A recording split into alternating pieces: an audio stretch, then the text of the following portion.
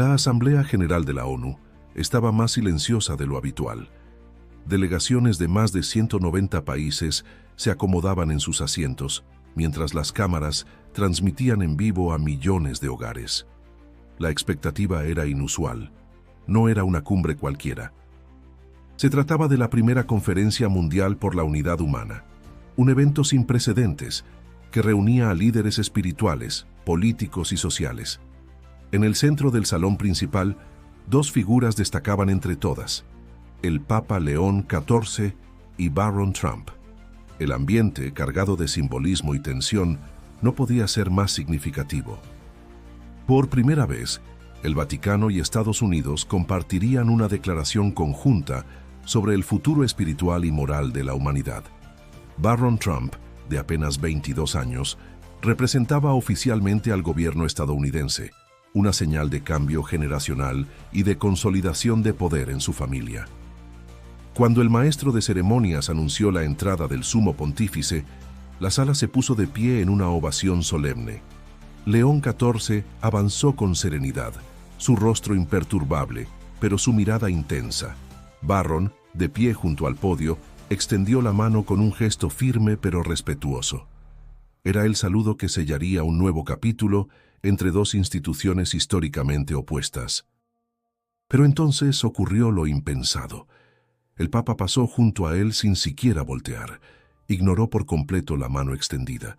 No hubo sonrisa, ni gesto diplomático, solo silencio. Un silencio atronador. Por un instante eterno, nadie supo cómo reaccionar. Las cámaras enfocaron el rostro de Barron, que mantuvo la mano en el aire apenas un segundo más, antes de bajarla con disimulo. Su expresión fue neutra, pero sus ojos delataron un destello de confusión. En segundos el video comenzó a viralizarse. Twitter, Telegram, medios internacionales. Todos repetían una y otra vez la escena.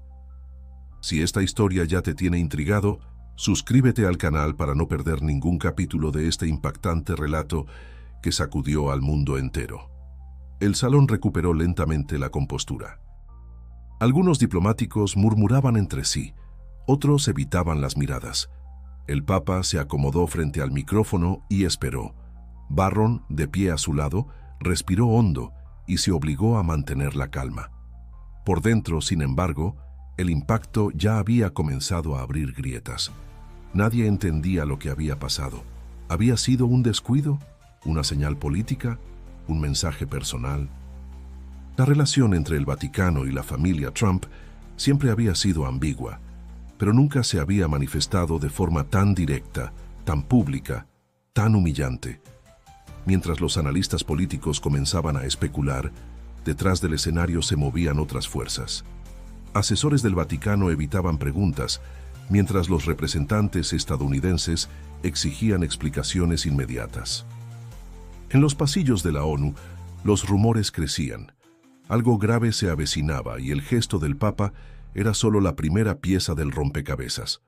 Lo que parecía un simple desaire protocolar se transformaba en un terremoto diplomático, y lo que el Papa estaba por decir a continuación cambiaría el curso de los acontecimientos de manera irreversible. El nombre Trump nunca dejó de resonar en el escenario mundial, pero Barron había logrado algo que ni sus más fieles críticos anticipaban: consolidar su propia identidad, lejos de las sombras de su padre. Desde joven, fue observado con lupa por los medios y detractores, analizado por cada gesto, cada palabra, cada aparición pública. Pero a diferencia del estilo combativo y polarizante de Donald Trump, Barron cultivó una imagen contenida, calculada, incluso enigmática. Educado en un entorno de lujo extremo, sus primeros años transcurrieron entre rascacielos neoyorquinos, internados suizos y estancias privadas en Florida.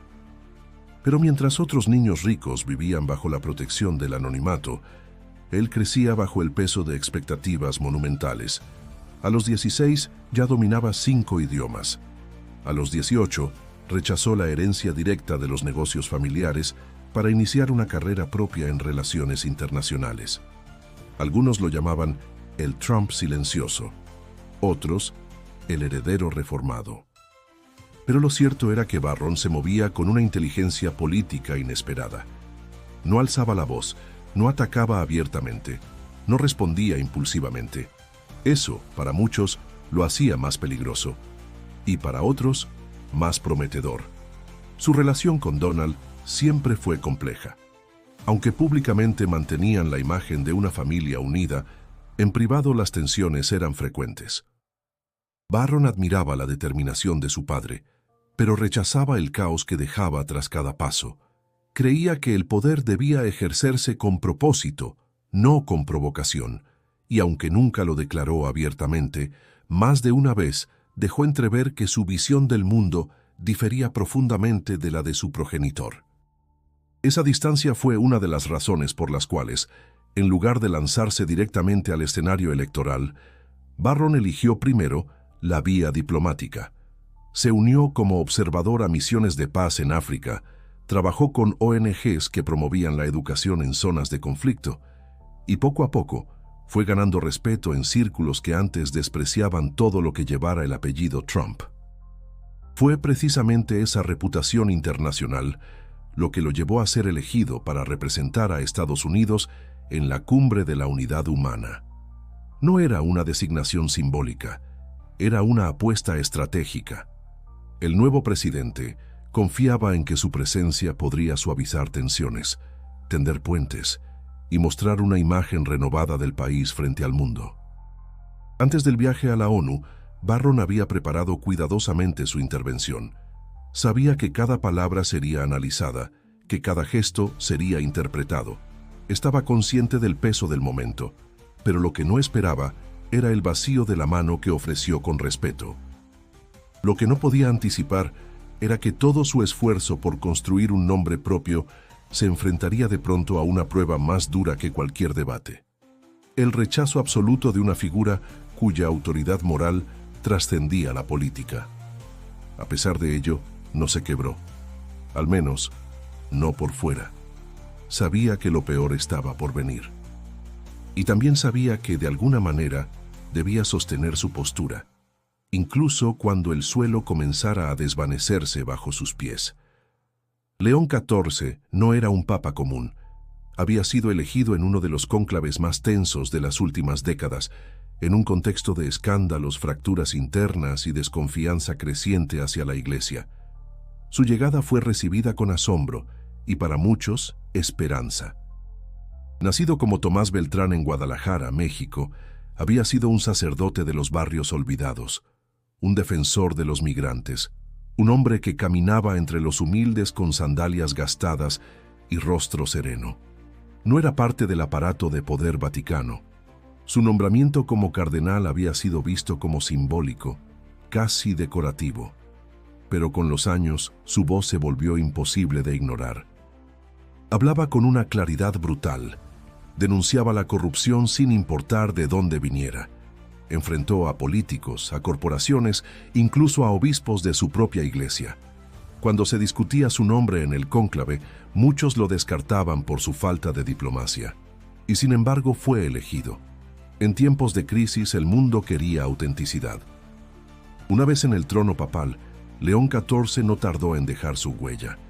Canceló privilegios, desmontó redes de poder internas y destituyó a más de 30 altos cargos por actos de encubrimiento. Su política fue clara: transparencia total, cero tolerancia.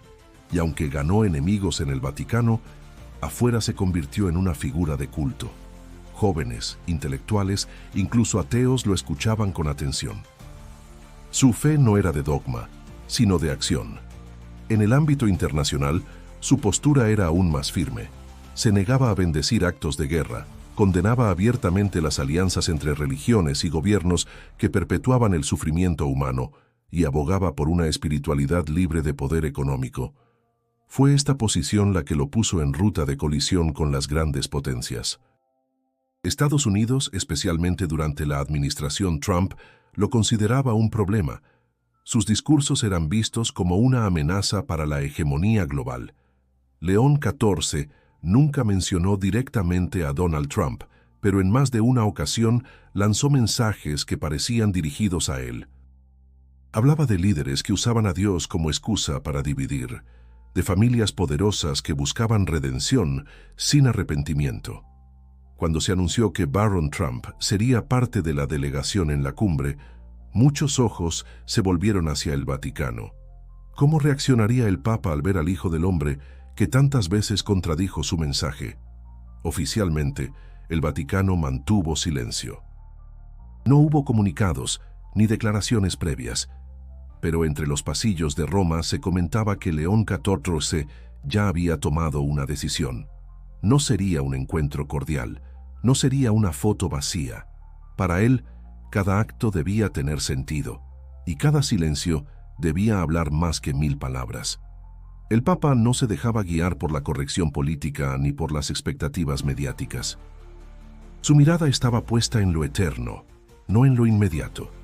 Y para quien no entendía sus silencios, sus palabras serían aún más difíciles de enfrentar. La preparación para la cumbre de la unidad humana fue una coreografía de precisión diplomática. Cada delegado, cada discurso, cada silla y cada minuto del programa estaba calculado. La seguridad fue elevada al máximo nivel. Tropas de la ONU, agentes especiales del Vaticano y fuerzas de inteligencia de diversos países trabajaban en sincronía, conscientes de que aquel evento no era solo simbólico, era histórico. Barron Trump llegó a Nueva York 2 días antes del evento. Ocupó la suite presidencial del Waldorf Astoria y mantuvo reuniones discretas con miembros clave de su equipo. Entre ellos, asesores en imagen, estrategas de política exterior y un pequeño grupo de confianza que incluía a antiguos miembros del círculo de su padre. Aunque prefería proyectar independencia, Barron entendía que el apellido Trump, para bien o para mal, requería manejarse con cautela. Durante esos días, revisó su intervención decenas de veces. Practicó frente a un espejo, corrigió entonaciones, reformuló frases. No quería parecer soberbio ni frío. Quería tocar las fibras de quienes lo escucharan. Su mensaje estaba centrado en el perdón, en la reconciliación entre naciones, religiones y generaciones. Creía sinceramente en la oportunidad que representaba ese momento. Por su parte, el Vaticano mantuvo hermetismo. La delegación papal no compartió detalles, ni anticipó el enfoque del discurso de León XIV. Solo se sabía que el Papa hablaría después del representante estadounidense. Era un gesto de cortesía invertida, una rareza protocolar que ya había llamado la atención de algunos observadores. La mañana del evento, Barron se vistió con un traje oscuro y una corbata azul marino, símbolo de equilibrio. Antes de salir del hotel, pidió que lo dejaran solo unos minutos. Observó desde la ventana el bullicio de Manhattan, respiró profundo y salió sin decir una palabra. Al llegar a la sede de la ONU, fue recibido por altos funcionarios y representantes de distintos países. Muchos se acercaron a saludarlo con respeto, otros con cautela. Aún así, su presencia imponía. Había algo en su actitud, en su postura erguida pero no arrogante, que despertaba atención. El salón principal estaba lleno. Las luces, los idiomas mezclados, las banderas alineadas. Todo tenía un aire de solemnidad casi religiosa. Barron caminó hacia el podio mientras las cámaras giraban para seguirlo. Saludó a los presentes con una leve inclinación de cabeza y se ubicó en el punto designado. Sabía que pronto entraría el Papa, pero antes de eso, en un acto espontáneo decidió ensayar un gesto. Hizo una leve reverencia, como señal de respeto, y extendió su mano hacia el vacío, ensayando el saludo. Fue una práctica de segundos. Uno de sus asesores lo observó desde lejos y asintió con un gesto casi imperceptible. Todo parecía estar en orden.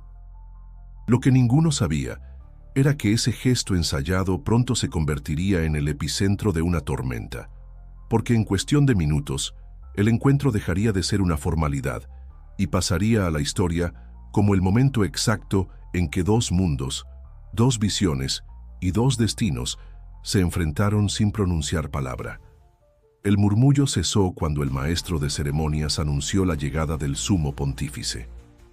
León XIV Apareció en el extremo del salón, flanqueado por dos cardenales.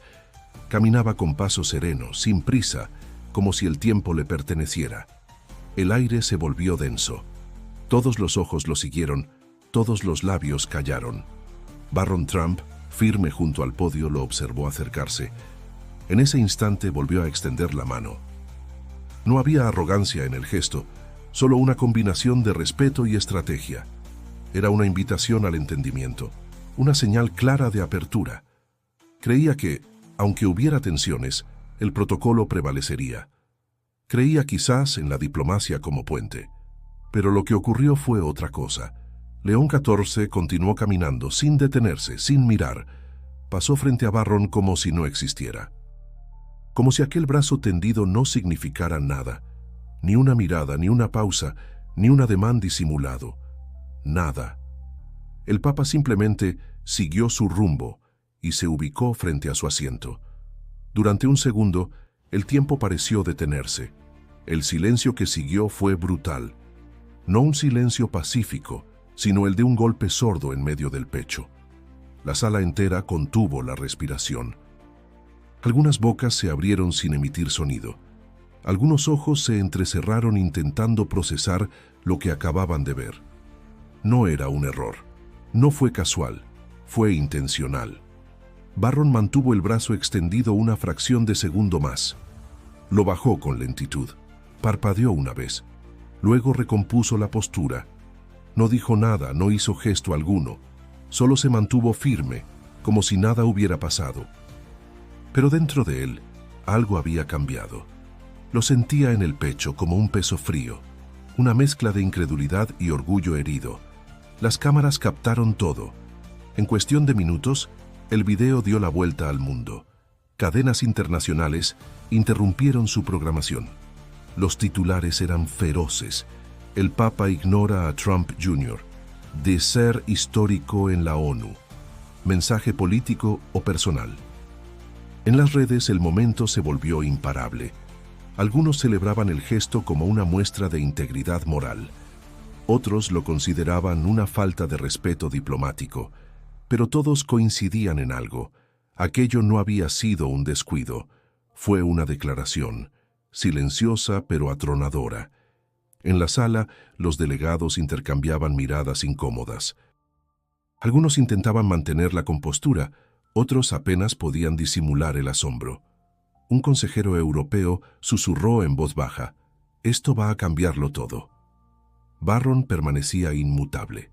Había entrenado su rostro para no delatar emociones, pero sus ojos no mentían. Lo habían golpeado sin palabras, y él lo sabía. Podía elegir retroceder o avanzar, y en ese instante decidió lo segundo.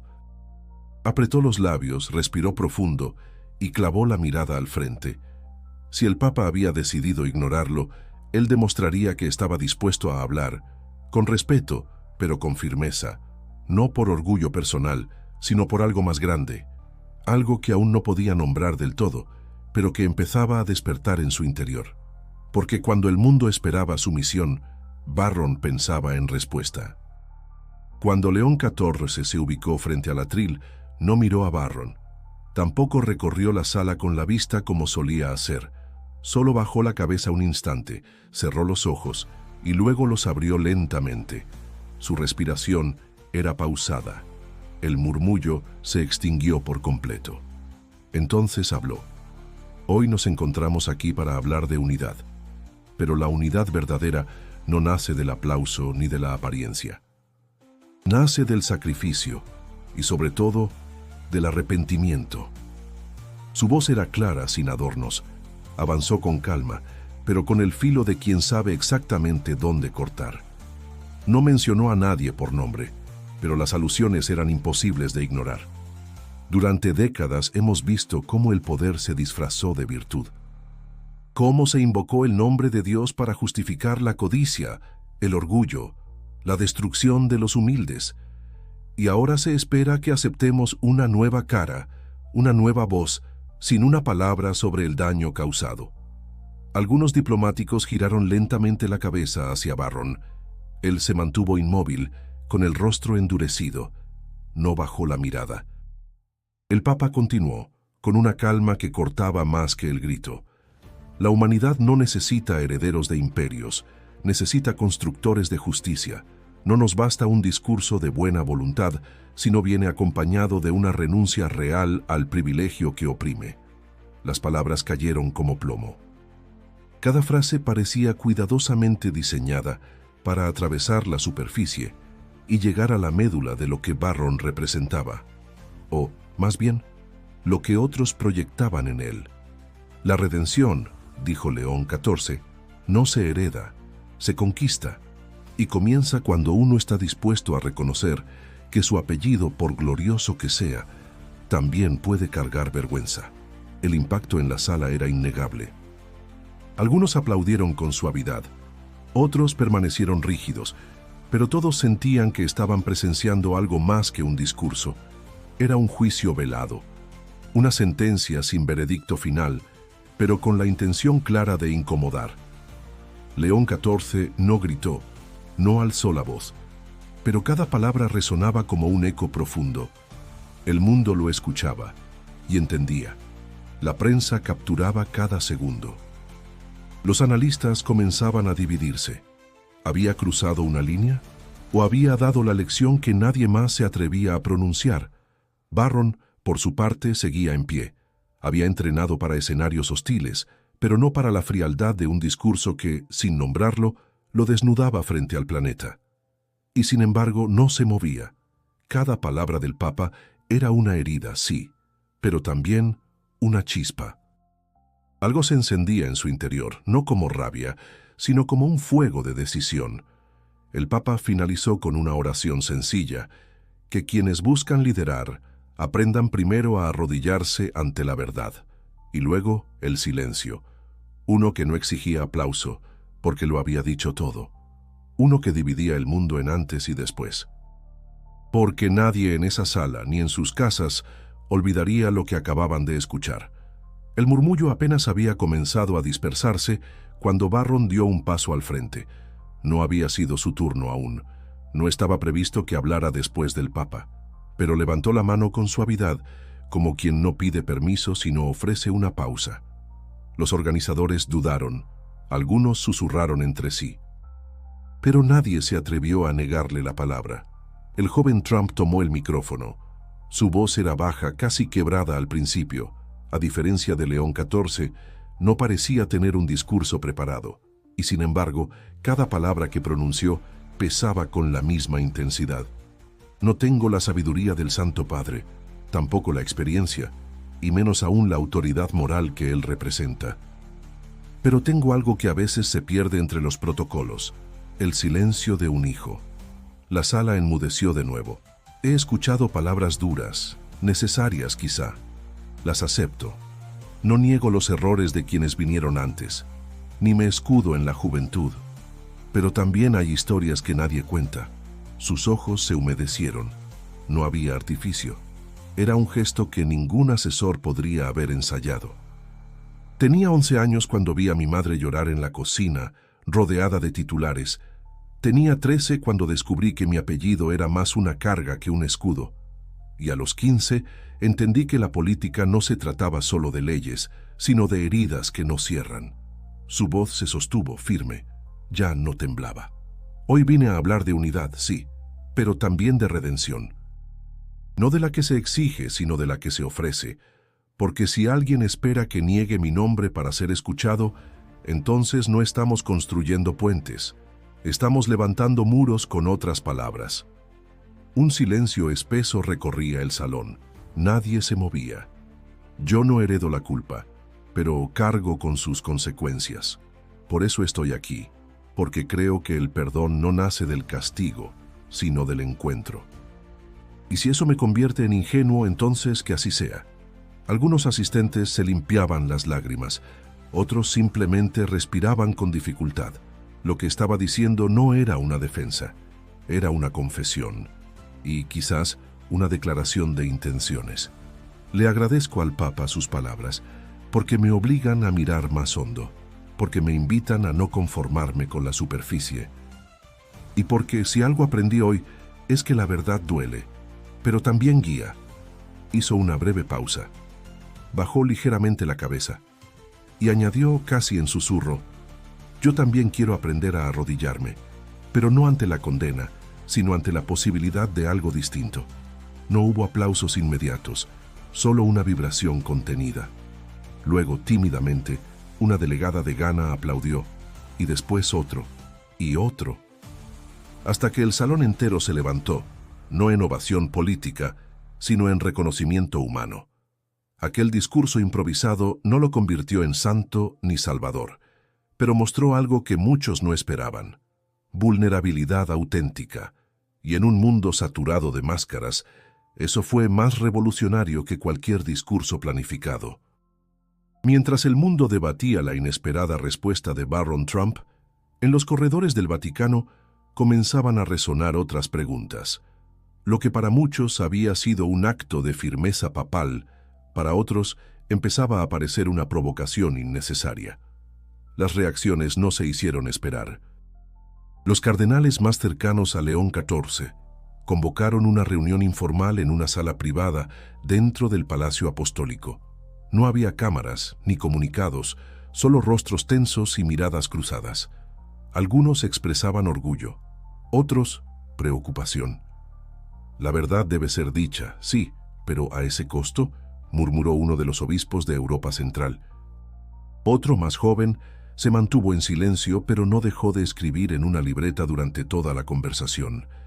Mientras tanto, en América Latina, decenas de líderes sociales y religiosos enviaban cartas de apoyo al Papa. Consideraban su postura una señal necesaria frente a una élite política que había corrompido los valores esenciales del Evangelio. En las calles de Buenos Aires, Lima, Bogotá y Ciudad de México se veían pancartas con frases tomadas del discurso: la redención no se hereda, o primero arrodillarse ante la verdad.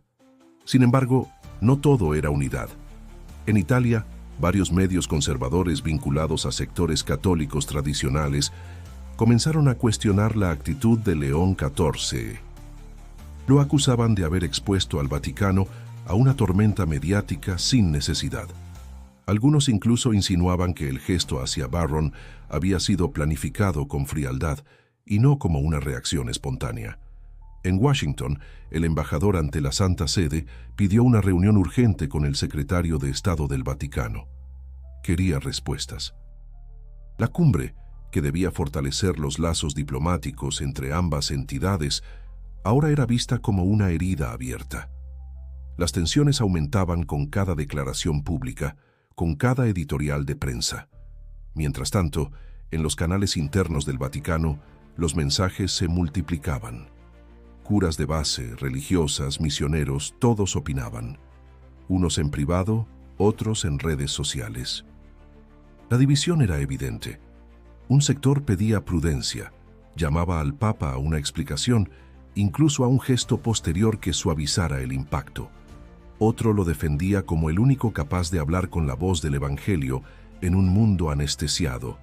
Los rumores de renuncia, aunque aún débiles, empezaban a asomar en algunos círculos. No como una exigencia externa, sino como una posibilidad planteada por el mismo León XIV. Quienes lo conocían sabían que no se aferraría al cargo si sentía que su misión ya había cumplido su ciclo, pero también sabían que su sentido del deber era profundo. No se movería por presión mediática, sino por convicción. A pesar de todo, el Papa no dio declaraciones. Volvió a Roma en silencio. Celebró misa en Santa Marta, saludó a los fieles como siempre y mantuvo su rutina de oración matutina. Pero quienes lo rodeaban notaban una diferencia. No en su rostro, sino en sus pausas. Estaba reflexionando, sopesando algo que aún no compartía. Porque incluso el hombre más firme necesita a veces detenerse antes de dar el siguiente paso. Mientras el eco del incidente aún resonaba en medios y foros internacionales, una filtración inesperada sacudió las estructuras más sólidas. Un documento confidencial, enviado de forma anónima a varios periodistas de investigación, comenzó a circular entre los círculos diplomáticos y eclesiásticos más influyentes. Su contenido era explosivo. El archivo, marcado con sellos oficiales del Vaticano, detallaba evaluaciones de seguridad previas a la cumbre de la unidad humana. Entre los múltiples anexos, uno sobresalía: un informe reservado sobre amenazas potenciales durante el evento, en particular relacionadas con la figura de Barron Trump. Según el documento, servicios de inteligencia vaticanos habían detectado comunicaciones cifradas que sugerían la posibilidad de un atentado simbólico durante el encuentro. No se mencionaban armas ni violencia directa, sino algo más sutil pero igual de poderoso: una operación cuidadosamente diseñada para exponer, humillar o desestabilizar emocionalmente al joven Trump frente a una audiencia global. El informe sugería que la estrategia sería desencadenada si Barron intentaba posicionarse como figura conciliadora o moralmente superior.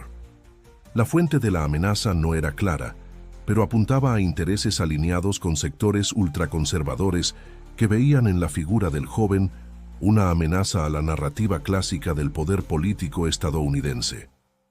Más aún, el archivo incluía una nota firmada por un alto asesor del Vaticano, recomendando al Papa actuar con cautela extrema en cualquier gesto que pueda interpretarse como legitimación personal. En otras palabras, que evitara contacto directo. Cuando Barron recibió una copia del documento, por medio de un antiguo contacto diplomático europeo, no supo cómo reaccionar de inmediato. Durante días, había cargado con la herida pública del rechazo. Ahora, al leer cada párrafo, cada advertencia, cada sugerencia de protección, una nueva interpretación comenzaba a formarse en su mente. ¿Y si el Papa no lo había ignorado por desprecio? ¿Y si había actuado movido por información que nunca fue revelada al público? ¿Y si el silencio fue su forma de evitar algo peor? Barron no lo sabía con certeza, pero el documento era real. La autenticidad fue confirmada por expertos en seguridad internacional y por periodistas de medios respetados. Las piezas del rompecabezas comenzaban a encajar, pero de un modo que no ofrecía alivio inmediato, sino una complejidad aún mayor. Ahora se enfrentaba a una nueva tensión: seguir cargando con la narrativa de humillación pública, o salir a la luz con una revelación que podría alterar la percepción de todos los involucrados. El dilema era profundo. Exponer el documento implicaba mostrar que había estado en riesgo, pero también podía interpretarse como un intento de victimización política. Por primera vez, Barron comprendió algo que hasta entonces solo había escuchado en teoría: el poder real no está en lo que se dice, sino en lo que se decide callar. Y en medio de esa disyuntiva, una sola pregunta se repetía en su mente, una y otra vez, como un eco imposible de silenciar: ¿qué sabía exactamente León XIV y por qué eligió actuar de esa manera? Pasaron varios días antes de que se concretara el encuentro. Fue discreto, sin prensa, sin asesores. Solo el Papa León XIV y Barron Trump, sentados frente a frente en una pequeña sala de piedra dentro de los jardines vaticanos. La tarde era silenciosa. El sol apenas tocaba las hojas de los olivos. Ninguno de los dos habló al principio. No hacía falta. Finalmente fue Barron quien rompió el silencio. Leí el informe. León XIV asintió. No se sorprendió. Lo sabía, respondió con calma. Y sabía que tarde o temprano lo harías tú también. Barron no buscaba confrontación, pero tampoco podía callar. Entonces, ¿eso fue una forma de protegerme? El Papa sostuvo su mirada durante unos segundos. Luego respondió sin evasivas. Fue una forma de evitar algo peor. No te negué por desprecio, te negué por prudencia, aunque sé que dolió. Dolió mucho, admitió Barron sin orgullo. León XIV bajó la vista. Por primera vez, su voz tembló apenas. Yo también me dolí, porque sé lo que significa ofrecer la mano y no encontrar respuesta. Hubo una pausa, una que no pesaba, sino que limpiaba el aire entre ambos. ¿Por qué no dijiste nada?, preguntó Barron. Porque el silencio a veces protege más que 1000 explicaciones, pero también puede herir, y esa es mi cruz. Ambos respiraron con más libertad. Algo se había soltado, una tensión vieja, una carga innecesaria. Lo que seguía no era una reconciliación en el sentido tradicional, era algo más difícil, más real, una comprensión mutua. No busco perdón por lo que no hice, dijo Barron, pero sí quiero hacer algo distinto con lo que me tocó cargar. León XIV sonrió, no como líder, sino como hombre. Entonces, hazlo, pero no con discursos, con actos, porque el mundo ya no cree en palabras, cree en heridas sanadas. El sol comenzaba a descender. El encuentro no duró mucho más, no firmaron acuerdos, no emitieron comunicados. Pero cuando se despidieron, no hubo silencio. Esta vez el Papa extendió su mano, y Barron la estrechó. Las imágenes nunca se hicieron públicas, pero la historia circuló, y algo cambió en el relato global. No todos entendieron, no todos aceptaron, pero muchos sintieron que, por una vez, el poder y la fe habían dialogado desde la vulnerabilidad. En las semanas siguientes, Barron anunció una iniciativa global para jóvenes líderes de zonas olvidadas, con énfasis en reconstrucción comunitaria y educación intercultural. No usó su apellido como estandarte. De hecho, en su primer discurso lo omitió. Por su parte, León XIV continuó con su labor pastoral. No renunció, pero sí comenzó a preparar su sucesión con transparencia. Su autoridad no disminuyó, pero ahora era distinta, más cercana, más humana. Ambos habían cambiado, y aunque sus caminos no volvieron a cruzarse públicamente, aquella conversación privada quedó grabada en sus decisiones. Si esta historia te conmovió, no olvides suscribirte al canal para más historias que revelan los secretos del poder. Y haz clic ahora en el video que aparece en pantalla para descubrir otra verdad oculta que podría cambiarlo todo.